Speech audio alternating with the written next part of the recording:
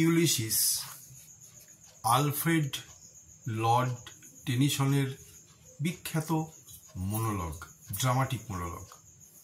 এটি উচ্চ মাধ্যমিক 2025 থার্ড সেমিস্টার এই সিলেবাসের মধ্যে অন্তর্ভুক্ত হয়েছে। ওএমআর বেসড যে কোয়েশ্চেন, সেখানে এই ইউলিসিস থেকে প্রশ্ন হবে, বিভিন্ন ধরনের 1 নম্বরের প্রশ্ন। আমি ট্রু ফলস যে কোয়েশ্চেন টাইপ, সেই প্রশ্ন এবং উত্তর নিয়ে আলোচনা করছি। 4টি করে অপশন দেওয়া থাকবে, বলা থাকবে দেখাও কোনটি ট্রু অথবা কোনটি ফলস। সেই 4টির মধ্যে যেটি ট্রু যদি বলে, যেটি ট্রু সেটিতে তোমাদের গোল করতে হবে। যদি ফলস দেখাতে বলে, যেটি ফলস সেটিতে তোমাদের ঘরে গোল করতে হবে। Pick out the true statements. আমি কয়েকটি প্রশ্ন নিয়ে আলোচনা করছি, উত্তরগুলো দেখাচ্ছি।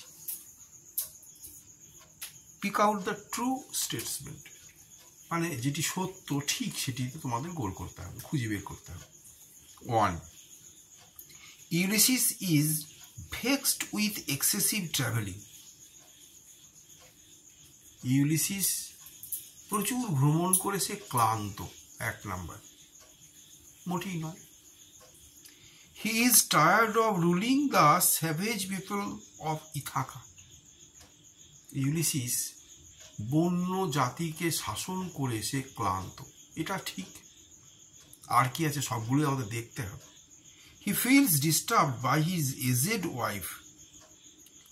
সে তার এই বয়স্কা স্ত্রী, তার কাছে সে বিরক্ত, তার জন্য।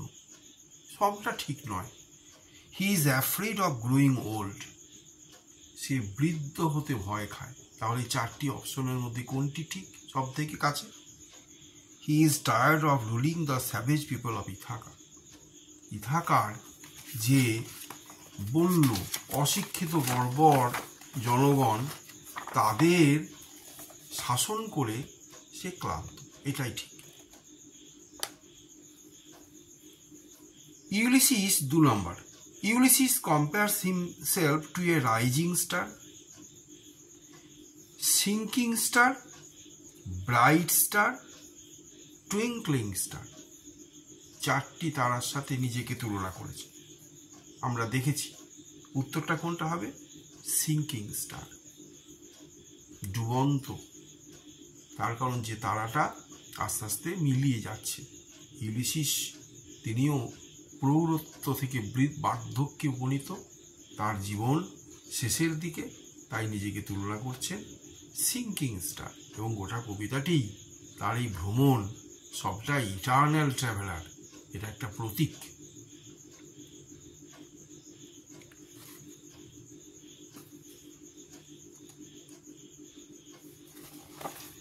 এরপর ট্রু যেমন এসছে, ফলস দিতে পারে, যে কোনটি ফলস খুঁজে বের কর। Which among the following is a false statement. একই। Ulysses enjoys his life as a king. Ulysses রাজা হিসাবে তার জীবনটাকে উপভোগ করছেন, অবশ্যই ঠিক নয়। The wife of Ulysses has turned old. ইউলিসিসের স্ত্রী বৃদ্ধা, এটা ঠিক। Ulysses loves his son Telemachus. Ulysses তার পুত্র টেলেম্যাকাসকে খুব ভালোবাসেন, এটাও ঠিক। Ulysses feels tired of his unadventurous life. Ulysses তার রোমাঞ্চহীন যে জীবন, একঘেয়ে, সেই জীবনে তিনি ক্লান্ত।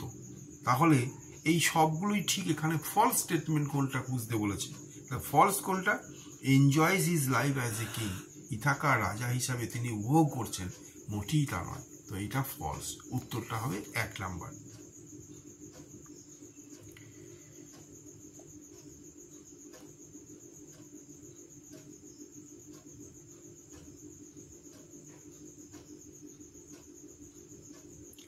Choose the correct statement among the following. এখানে কিন্তু which among correct statement. Sea is far away from Ulysses kingdom. The mariners of Ulysses are still young. Ulysses utters his monologue at the time of sunset. Ulysses feels weak in his will to go for an adventure. ঠিক করতে হবে এখানে correct C এরটা। Ulysses utters his monologue at the time of sunset. গোটা কবিতাটির মধ্যে অনেক image আছে, প্রতীক আছে, তার নিজের জীবনও সন্ধ্যার মধ্যে, সন্ধ্যার সন্ধিক্ষণে, জীবন শেষের দিকে এবং সূর্যাস্তর সময়েই এই কবিতাটি তিনি উচ্চারণ করেছেন। এই ধরনের বাক্যগুলি বুঝতে হবে, কবিতাটি খুব সুন্দর করে পড়তে হবে এবং বাক্যগুলির মানে বুঝতে হবে। তার মধ্যে যেটি চারটির মধ্যে যে অপশনটি বেশি উপযুক্ত এমন হয়তো থাকতে পারে, দুটির মধ্যে কাছাকাছি মিল থাকবে, কিন্তু একটি হয়তো সব থেকে বেশি। এই তুলনা করে উত্তরটি ঠিক নির্ধারণ করতে হবে এবং সেই উত্তরে ঘরটিকে গোল করতে হবে।